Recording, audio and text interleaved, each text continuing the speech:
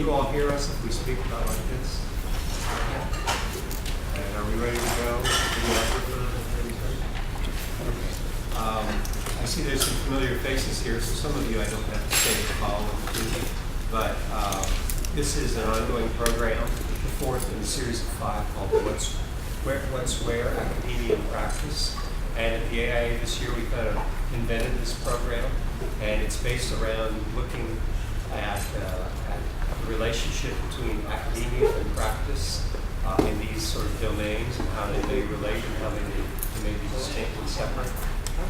There's certainly distinctions in what each of them does or aims to do, and there's a lot of commonality, and at the very least, many people who pass through academia end up in some form of practice. So we want to kind of investigate these areas and how it works.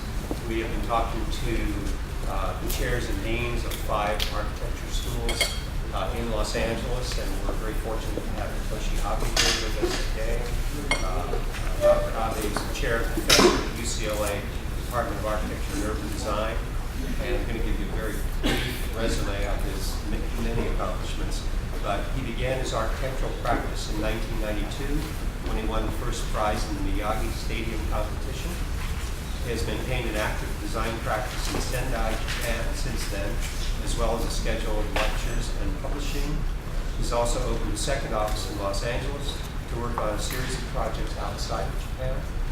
His work is known for its spatial complexity and elegance, and he is the recipient of many awards, including the 2003 Architectural Record Award for Seki, I may mispronounce this, pardon me, Seki Ladies Clinic, and the 2007 World Architecture Award for SSM Kano Museum.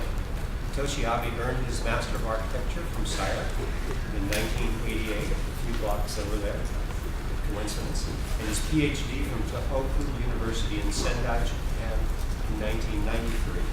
He taught at the Tohoku Institute of Technology from 1994 to 2007. In 2007, he was appointed chair and professor at UCLA's Department of Architecture and Urban Design, where he has initiated a number of very innovative programs, among them the new Center for Cross-Cultural Studies in Architecture and Urban Design, the Center for Design and Technology, a focus for partnerships between industry, design, and technology. Recently, he created Super Studio, an intensive year-long student collaboration with the major architect consultants and clients in the Los Angeles region. What we're going to do, what we've been doing, is taking about an hour, and everyone has been different, and this one I'm sure will be different as well.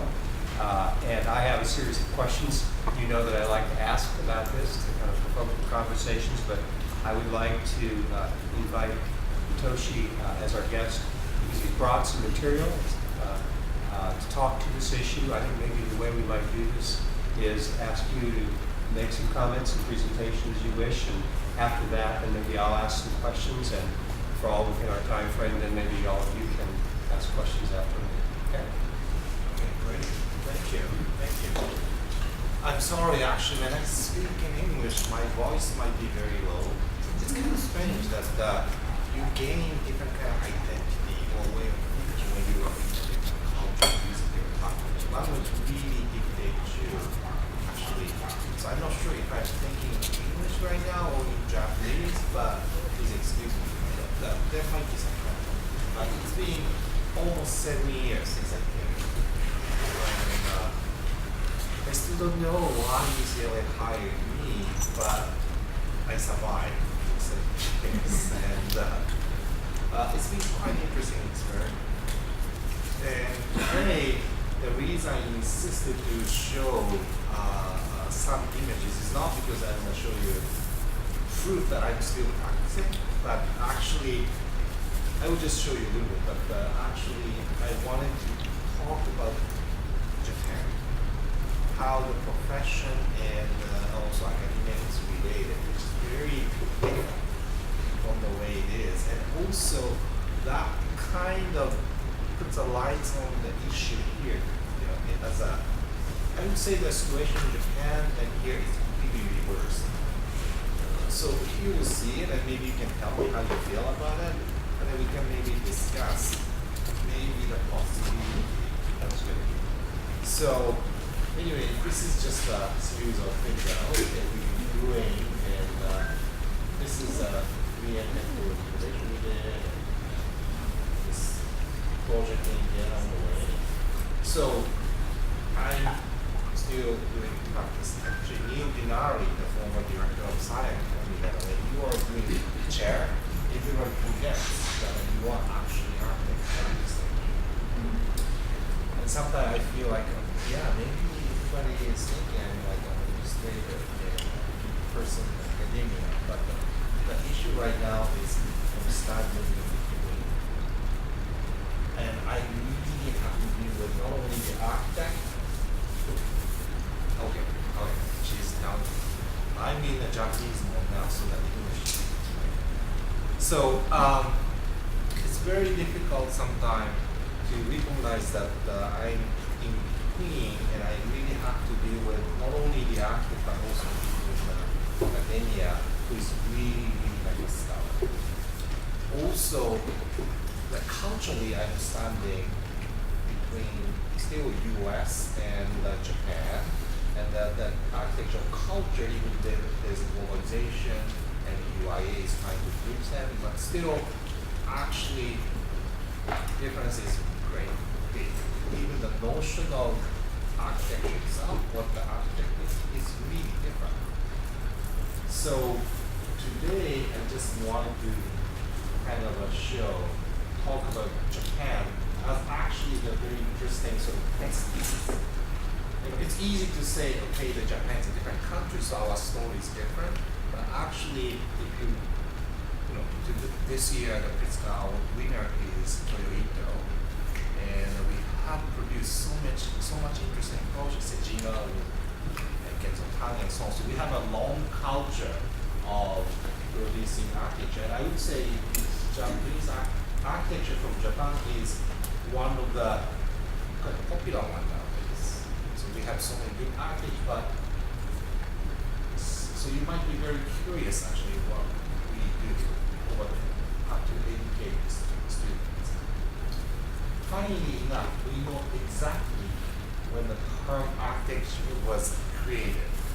It's 1897 by Shunda Hito, one of the term in Japan in architecture Japanese for the was Japanese. literally created. It's called Kenchiku.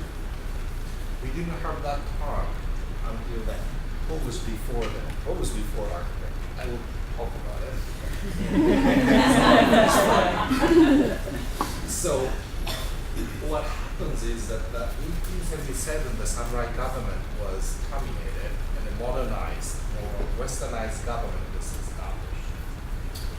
So that time, government decided that to survive in a global world back then, we need to be westernized. So forget about this ponytail, or forget about this, we're gonna wear a suit, we're gonna wear shoes, no sword, no samurai. Also the building. We have a long tradition of having beautiful wooden building. And the whole city was made out of paper and wood. But they decided, no, it's not true. Everything, it's not a true architecture. Architecture has to be brick, has to be building exported or imported from the West. So architecture is not about building, it's a technology exported or imported to Japan, and that we call it, that's the architecture. So the teachers, of course, we bring in teachers from outside, and then he became the professor of the first university, Imperial University of Tokyo, now known as the University of Tokyo, and Josiah Kondo is the one who taught architecture to Japanese. But funnily enough, there's a long tradition of Japanese architecture, right? So many buildings, and then all this wooden structure existing along is in Japan, in Nara. And also so many beautiful traditional buildings. So there's a long tradition of master carpenter.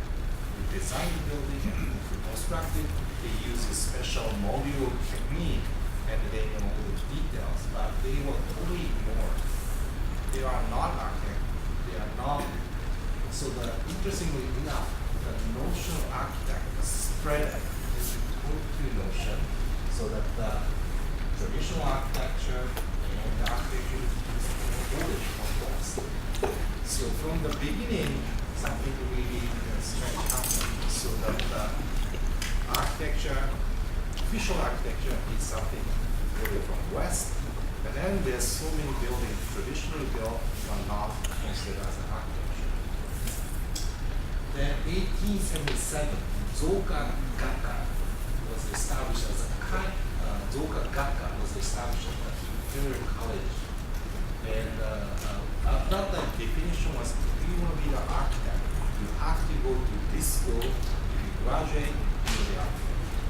And Zoka was used, meaning building house, was a term to imply architecture first, building